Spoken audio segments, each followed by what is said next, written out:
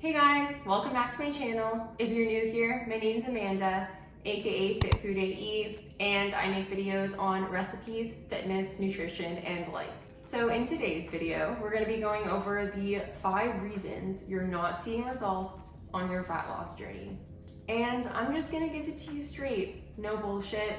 And I highly recommend you watch this video all the way through because chances are you're gonna come out of it knowing exactly what you're doing wrong and what you need to change. Now, I just want to preface this by saying this video is intended for people who should be on a fat loss phase of their fitness journey, meaning you are either overweight or obese and you have a lot of weight to lose, or you recently went through a reverse diet and or bulk and then now you want to be in a cutting phase. So if neither of those things describe you, I would highly recommend checking out my video on reverse dieting, which I will link up there. But otherwise, if you're excited to watch this video, please give it a like, subscribe, share with your friends, and let's get started.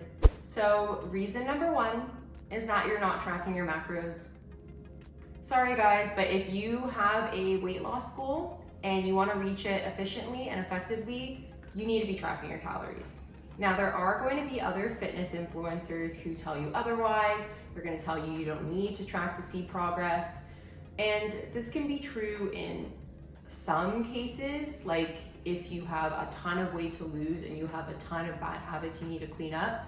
But chances are, if you're watching this video, you're one of those people who has been perpetually trying to lose weight and thinks that nothing is working. So if you are one of those people, chances are that you do need to track in order to see progress. So I'm sure most of you have heard of SMART goals, whether it's like through work or through school.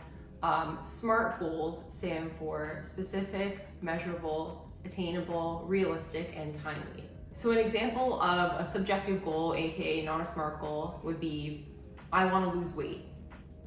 Whereas an example of a SMART goal would be, let's say a 5'4", 180-pound woman saying, I want to lose 30 pounds in the span of 6 months while eating 2,000 calories per day. So this goal is specific because she's laying everything out. It's measurable because she knows she needs to eat 2,000 calories per day. It's attainable because that would mean a 5-pound weight loss per month, which is attainable. It's realistic because 30 pounds over the span of 6 months for this particular woman is realistic. And it's timely because she set a time period of 6 months. Setting a time frame on your weight loss and knowing exactly how many calories you need to eat per day is much more effective than just saying, I want to lose weight to look good in a bikini for summer. And trust me, I've been there. It just caused me to be in a constant calorie deficit, which just led to binges, and it just wasn't effective. So reason number 2 is that you're a weekend warrior, meaning that during the week you hit your calories and your macros and everything is all good, but on the weekends, not so much.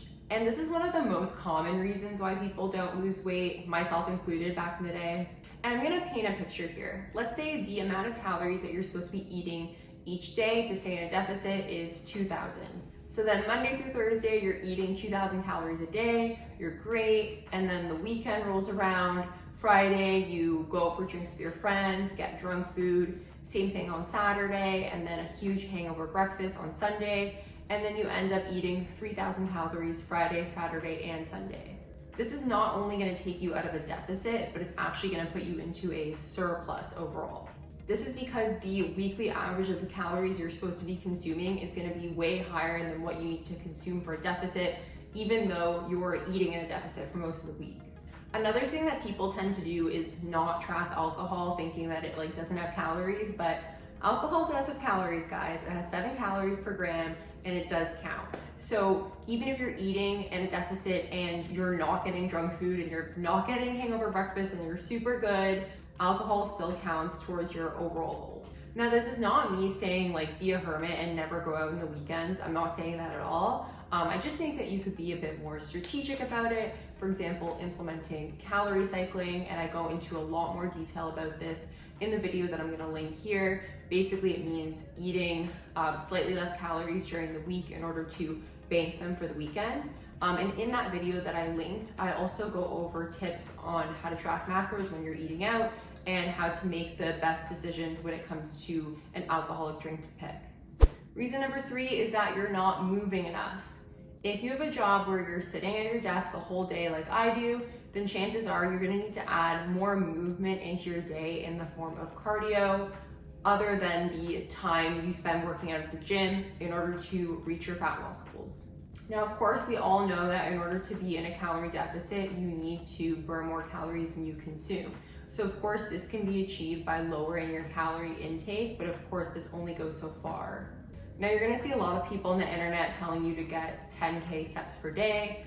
And while this is a great goal, this might be too high to aim for if you're used to not walking during the day at all. So what I would recommend doing if you're one of those people is start off by adding one 20-minute walk per day, whether that's before work or at lunch or after dinner.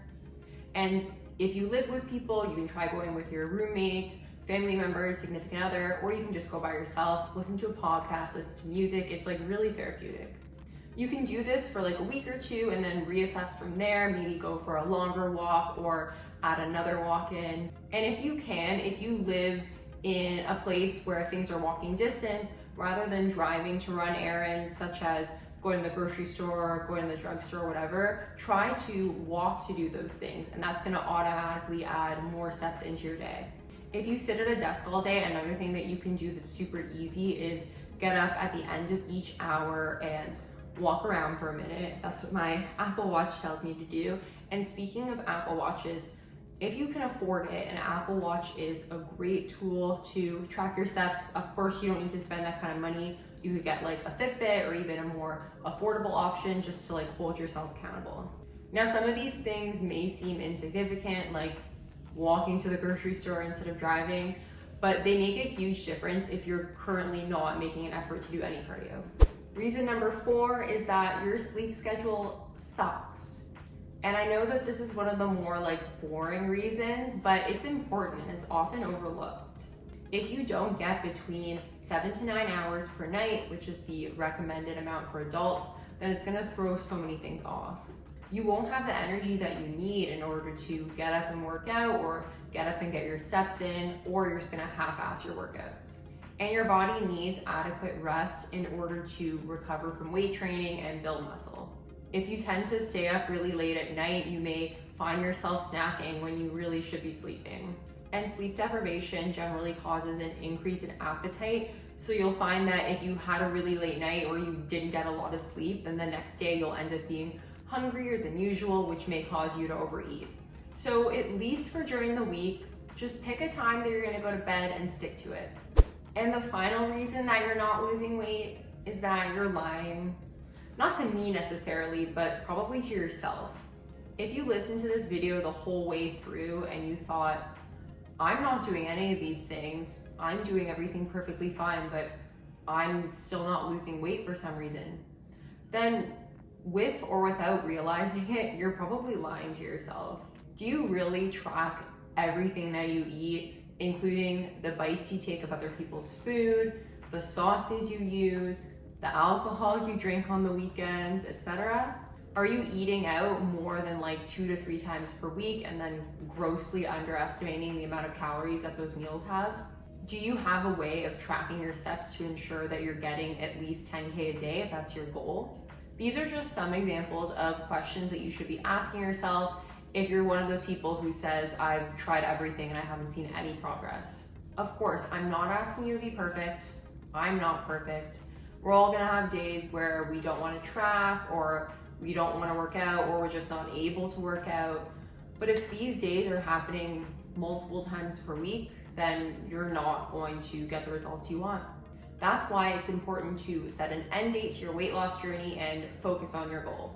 And that's all I have for today. If you found this video to be helpful, I'm gonna link a couple more videos on the screen, which you should check out. If you enjoyed this video, please be sure to give it a like, subscribe, and share it with your friends. And as always, I'll see you next week. Bye.